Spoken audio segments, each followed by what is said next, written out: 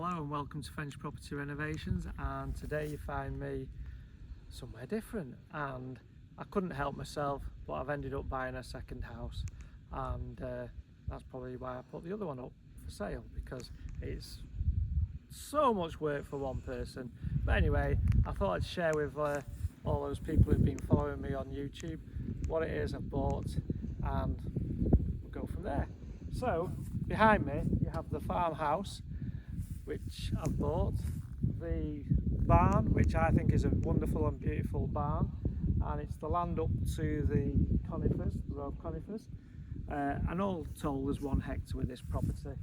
I've got the Dutch barn at the back of the main house. There's this little detached building and then the lean-to, but this property here isn't mine. But if you look over yonder, the 2 agricultural buildings, they're included with what I've bought here, and it's a lot of work, a lot of renovations. So I'm just going to give you a little walk round and show you what I've bought as a second property now here in France. So I own 2 properties with loads of work to do, so it's going to take me some time, or I sell one of them. So there you go, but it'll keep me busy, that's for sure. This is the main house, and believe it or not, it's got a PVC door and windows. The glass is broken in this door, and here we've got the PVC window. Obviously the kitchen at one point. The electrics need redoing. There was obviously a wood burner. I think it's around about 2 or 3 years since the last person lived here, which was a farmer. And you've got a second lounge. There's a ballon door, wash and basin, and a shower cubicle in this corridor. There's the stairs. There's a room there, but it's too dark to see. Corridor here, there is a window, PVC again. All the windows are PVC on the ground floor, but it does need windows upstairs. You've got a toilet, and there is a septic tank, although I don't think I don't know if it complies, but there's a breather pipe outside, and again PVC windows. Solid floor by the looks of it, all tiled, so I don't think there's any damp proof membrane in here. And that's the set of stairs. Make sure I get my footing right as I'm filming. And this takes you upstairs. The roof's waterproof, watertight, shall we say. And upstairs floor of Tomet tiles, which looks in reasonable condition apart from this section here, which I'm not going to walk on. And it goes through into there. So this would definitely make 2, maybe 3 bedroom, so a nice 3-bedroomed house if you used all the downstairs rooms as a normal convention, although the French do have quite a few bedrooms downstairs, and obviously it would require 3 windows for up here, as there's no windows, just openings, typically French. This is the view of the main house from the rear, along with the barns, and here we've got a Dutch barn at the back, and here's the views of the open fields at the back. And here we have the little building, which would make a nice little gîte, I would have thought.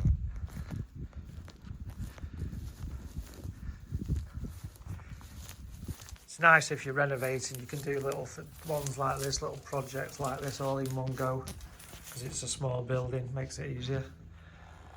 And little old bread oven in there, so this could probably be kitchen come little dining room maybe. And I think, as I recall, this door opens. Oh, maybe not. Ah yeah, and to outside. But I think it did have an opening up there to get you upstairs, which would make a bedroom. So if it was me, I'd take these 3 beams out, well 2 beams out probably, and put a set of stairs up here, make it a 1-bedroom place. Nice little gîte. Again, nice views outside. Possibly even put a window in there to get the view out the back.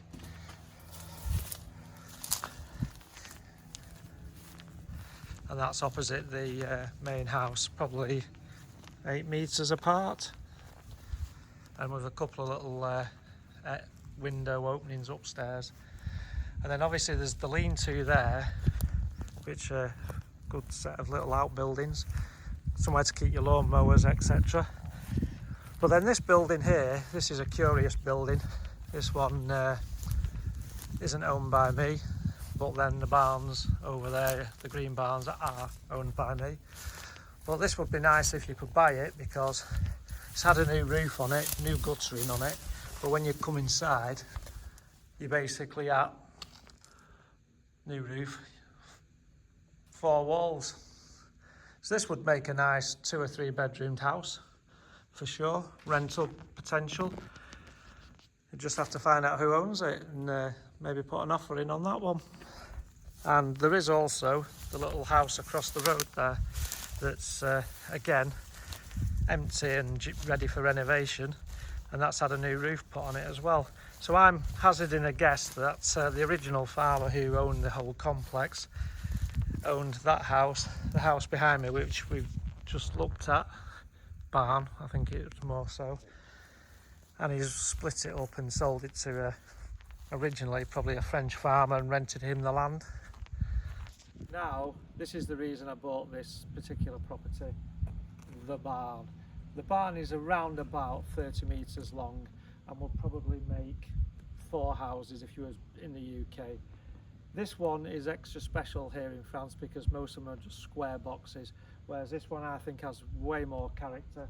And if you can imagine kangoing all the render off the front and exposing all the old stonework, it would be phenomenal. The roof is good for probably 4 parts of the way. The last fifth has collapsed, but I think that would make a good outdoor space if you put a new gable end wall on the inside of the barn. But the vastness of this barn, I'm going to show you when we go inside because it's phenomenal. Across the road we have the this little renovation project potentially, which doesn't belong to my property, but it would be very nice if you could buy that and the one I've previously showed you. But we're at the end of a little commune here. I think there's maybe 7 or 8 neighbours at that end, but we are actually at the end of the commune and it's so quiet. This is why people come to live in France, for the rural aspect. Now you find me inside the barn, and like I said, it's probably 30 metres long and round about 13 metres wide. Huge. And if you look at the enormity of the height of the ceilings, you could definitely convert this into a beautiful home or barn. The roof's missing here, as you can tell, although if it was me, I would put a big foundation underneath these beams, block work up, some nice opening windows, and I would have this as a nice little outdoor courtyard and not put the roof back up there. But here I would keep all the original timbers and put a new roof back on here, and I think this would be absolutely stunningly fantastic.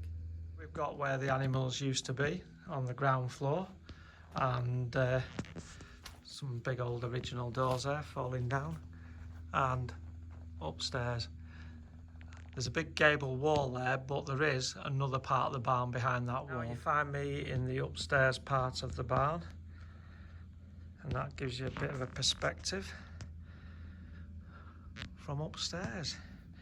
And I've walked gingerly and carefully across, try and give you a bit of a better idea.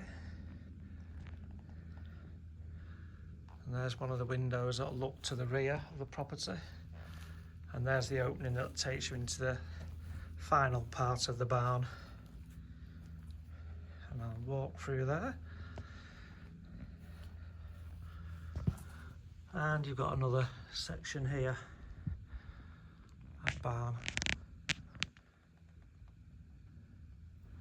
I don't know if you can hear on the video, but there is a neighbour down the road cutting the grass by sounds of it. This is now the view out of one of the doorways into the rear, Obviously you've got the Dutch barn, which I'd probably demolish to give us more open views.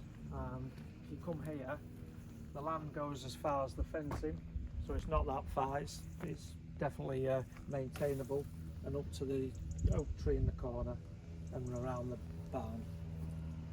And looking that way, you've got the little possible jeet, and the neighbour obviously owns that bit of land with the spare cars. Now we have the agricultural buildings behind me, which are quite modern, and this here is a shaman, which gives the farmers access onto the fields. But here on this little plot you've probably got just under half a hectare, although the whole plot of land for the houses and then this, I think, is 1.1 hectares from memory. I'm now inside the agricultural buildings, and these are around about 20 metres wide by 40 metres long, huge. They were, I think, originally lambing barns.